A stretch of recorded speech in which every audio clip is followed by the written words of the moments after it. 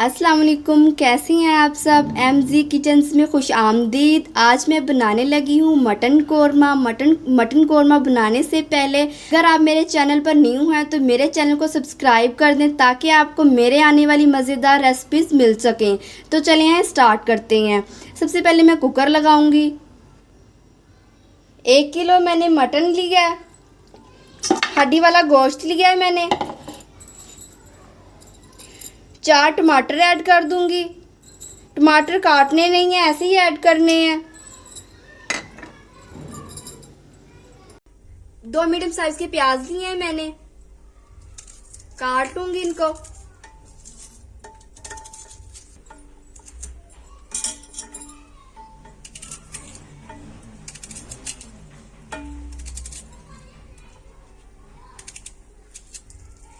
प्याज मैंने काट लिए हैं। कुछ खड़े मसाले ऐड कर दूंगी। तेजपात लिया है मैंने, बड़ी इलायची ली है, छोटी इलायची ली है, तीन चार लौंग लिए हैं, दालचीनी का टुकड़ा लिया है, ऐड कर दूंगी। पानी ऐड करूंगी। अब पानी ऐड कर रही हूं। 1.5 बॉल मैंने पानी ऐड किया है।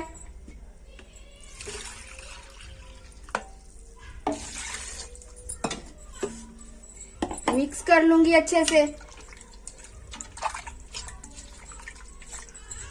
अभी कोई भी मसाला नहीं ऐड करी, नमक वगैरह कुछ भी नहीं ऐड करी मैं। कुकर लगा दूंगी। कुकर मैंने लगा दिया आधे घंटे के लिए। तो चलिए आए मिलते हैं आधे घंटे के बाद। अल्हम्दुलिल्लाह आधा घंटा हो चुका है, चेक करेंगे।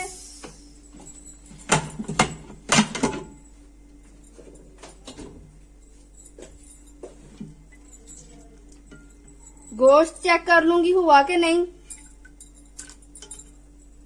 गोश्त अच्छे से हो चुके हैं। टमाटर के छिलके उतार दूंगी, छिलके नहीं चाहिए हमें।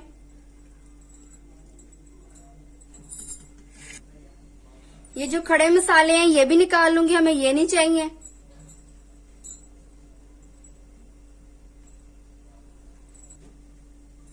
चलें जी, खड़े मसाले मैंने निकाल लिए। अब मैं इसको कढ़ाई में कन्वर्ट कर दूंगी। पानी नहीं हमें चाहिए, पानी हम एंड में इस्तेमाल करेंगे।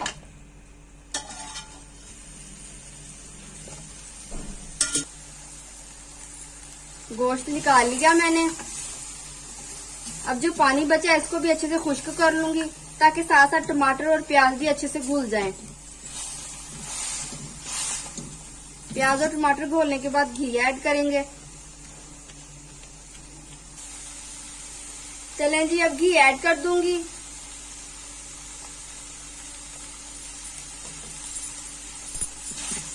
घी में गोश्त को अच्छे से फ्राई कर लूंगी। आप चाहें तो कौरमा कुकर के बगैर भी बना सकते हैं। कुकर के बगैर बहुत टाइम लगता है, टाइम बचाया करें, इसलिए मैंने कुकर में बनाया है। लहसुन का पेस्ट ऐड कर दूंगी। गोश्त बादी होता है, आप लहसुन का पेस्ट जरूर यूज किया करें। लहसुन से बादी नहीं रहता फिर गोश्त। लहसुन को 2 मिनट फ्राई कर लूंगी। इस पॉइंट पर कुछ मसाले ऐड कर दूंगी। 1 चम्मच नमक, 1 चम्मच लाल मिर्च, आधा चम्मच हल्दी, 1 चम्मच धनिया पाउडर, थोड़ी सी काली मिर्च, थोड़ा सा जीरा, आधा चम्मच मैंने गरम मसाला लिया।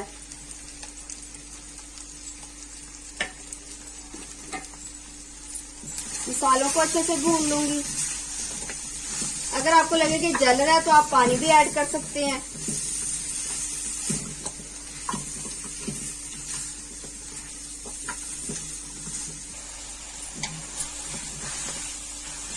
मसालों को अच्छे से फ्राई कर रही हूँ मैं। मसाले जितनी अच्छे से तरीके से फ्राई होंगे उतनी अच्छा हमारा कौरमा बनेगा।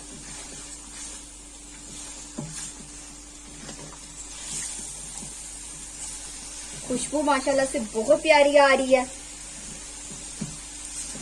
आप इसको रोटी के साथ खा सकते हैं, नान के साथ खा सकते हैं। जब मेहमान आए, टाइम ना हो तो फटाफट कौरमा बना सकते हैं आप। मैं पानी के तौर पे यखनी इस्तेमाल कर रही हूँ ताकि हमारी यखनी बची ना रहे। इस पॉइंट पर अब मैं नेशनल का कोरमा मसाला ऐड करूंगी। आप चाहें तो स्किप भी कर सकते हैं, मैं थोड़ा सा ऐड करूंगी, ज्यादा नहीं।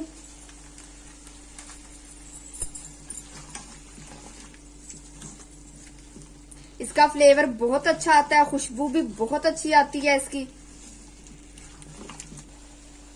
इस पॉइंट पर मैं दही ऐड करूंगी ताकि ग्रेवी अच्छी बने, जायका भी अच्छा आए।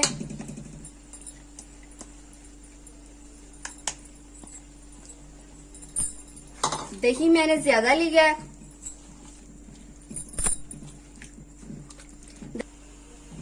दही का पानी खुश्क करूंगी।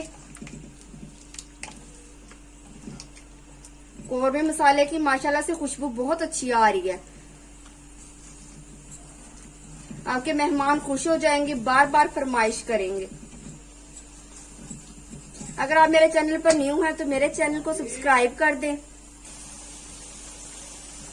थोड़ा सा मैंने दही को फ्राई कर लिया। अब थोड़ी सी यखनी ऐड करूंगी। यखनी ऐड करके अब इसको मैं ढक्कन दे के 10 मिनट के लिए दम पे लगा दूंगी।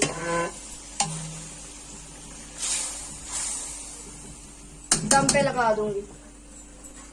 मिलते हैं 10 मिनट के बाद।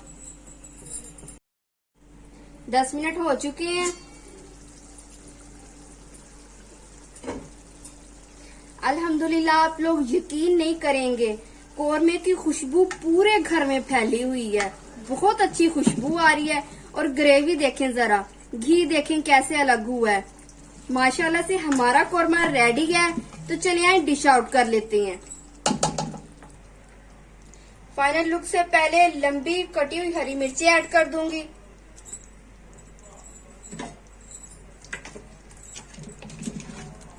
तो चलते हैं फाइनल लुक की तरफ।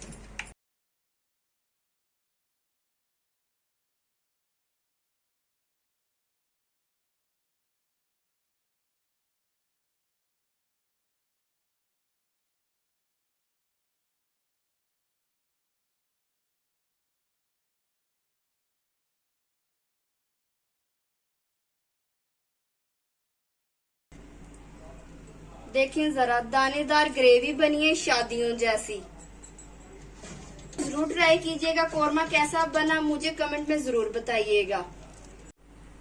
अदरक और हरा धनिया ऐड कर दूंगी।